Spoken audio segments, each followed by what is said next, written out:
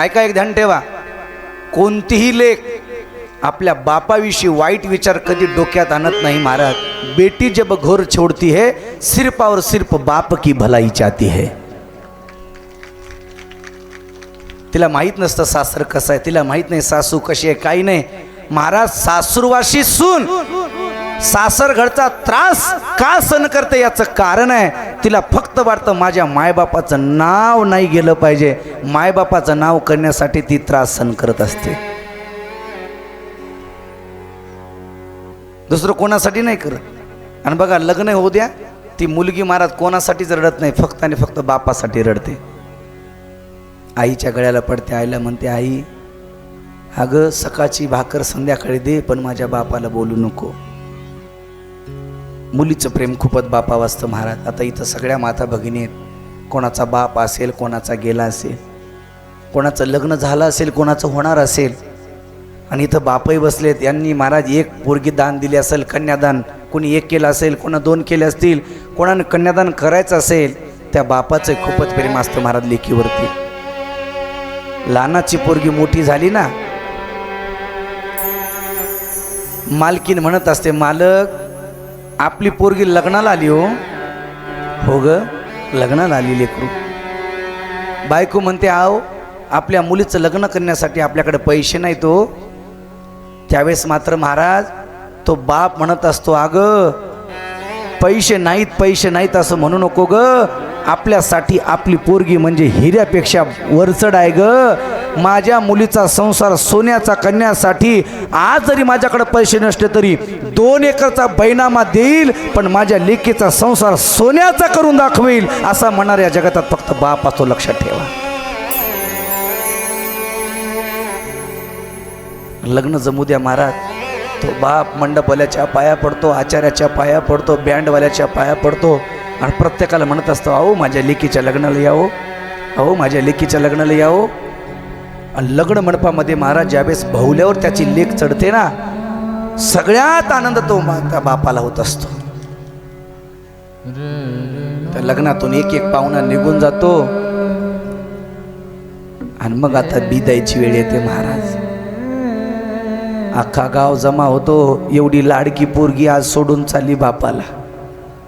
मग ती लेक महाराज आपल्या आईच्या गळ्याला पडते, दर्शन घेते, आणि आईला म्हणते, आई माझ्या बापासोबत भांडण करू नको आई, माझा बाप दिवसभर शेतात राबतो, आई संध्याकाळी आलं की तू त्याला टोचून बोलते ना, आई माझी विनंती आई सकाळची भाकर संध्याकाळी दे, पण माझ्या बापाला टोचून बोलू नको आई। भावाच्या गळ्याला पडते, भावाला म्हणते, दादा अरे तू कॉलेजमध्ये असताना दादा, अरे आपल्या बापाने फाटका चप्पल घातला पण तुला बूट नवा घेऊन दिला रे दादा, फाटका बनल घातला रे आपल्या बापानं आपल्यासाठी। माझा बाप दिवाळीला सगळ्यांना नवीन कपडे आणायचा रे, पण त्याच्यासाठी नवीन सदरा त्यानं कधी आणला नाही रे, तो बाप आहे। दादा तुझी फीस भरण्यासाठी बाबाकडे पैसे नव्हते, त्यावेळेस आपल्या बाबानं सावकारच्या पाया पडल्या रे, सावकार पैसे देत नव्हता म्हणून बुट्टा सगट पाया पडला रे माझ्या बापाने। आणि ज्यावेळेस महाराज ती लेक बापाच्या गळ्याला पडते का नाही, कसयाच्या दारात बांधलेली गाय जशी सोडावी, आणि ती महाराज आपला मालक शेतकरी बघितला का जशी हंबरडा फोडते, तशी ती लेक बापाच्या गळ्याला पडून महाराज हंबरडा फोडते। बाबा तब्येतीची काळजी घ्या बाबा। बाप म्हणत असतो, पोरी माझी माय मेली पण मी रडलो नाही ग, माझी मला आई सोडून लवकर गेली मी रडलो नाही ग, पण जेवढं माझा बाप माय मेल्यानंतर जेवढं दुःख झालं नाही तेवढं दुःख मला त्या बापाला होत असतं, त्याची लेक त्याला सोडून जात असताना।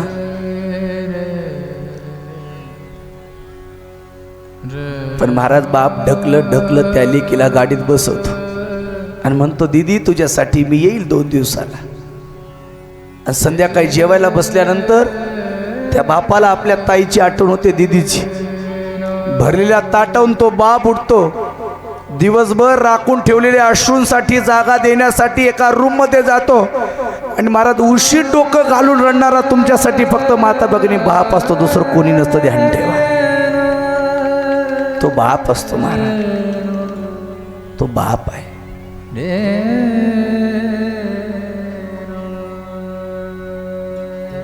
बाप कष्टाचा काबाडी, बाप कष्टाचा काबाडी, उसमळ्यात तोडतोया भाकर पोरानं ठेवून, कांड उसाच चाकतोया खमीस खवाटी फाटलेल, सुई दोऱ्यानं शिवलेल, माझ्या बापाच्या धोत्राला सदा ठिगाळ जोडलेल, आली जत्रा गावाची बाप बाजारी जायाचा, उधार पादार कापड पोरांना आणायचा,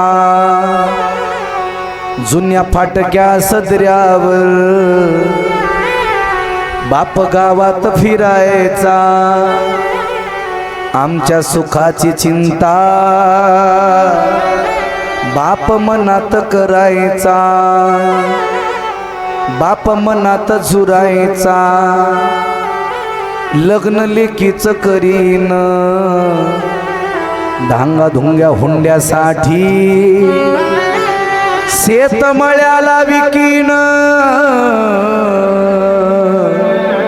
शेतमळ्याला विकीन, आमचं दुखल कुपल पाणी डोळ्यात आणायचा,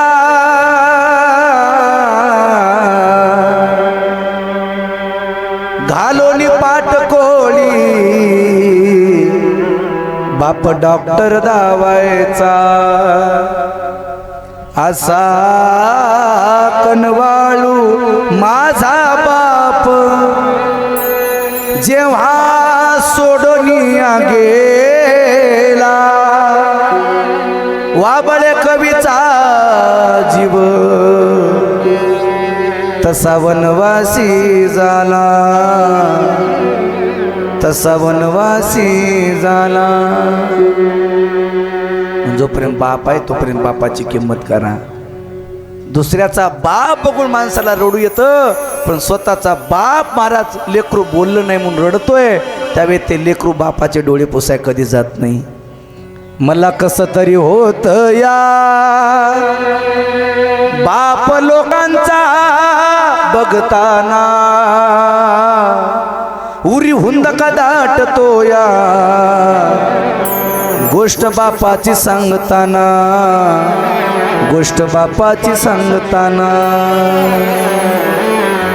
जोपर्यंत बाप आहे ना, माझ्या तरुण मित्रमैत्रिणीला विनंती आहे, जोपर्यंत बाप आहे ना त्या बापाचं दर्शन घ्या, त्या बापाचे उपकार समजा. तुम्हाला हे जग दाखवलं, एकदा जर बाप निघून गेला ना महाराज, पुन्हा तो बाप मिळत नाही, ध्यान ठेवा. एकदा आई गेली ना पुन्हा आई मिळत नाही. कौन सी चीज़ है हो यहाँ नहीं मिलती, कौन सी चीज़ है वो यहाँ नहीं मिलती, सब कुछ मिलता है लेकिन माँ नहीं मिलती, लेकिन माँ नहीं मिलती.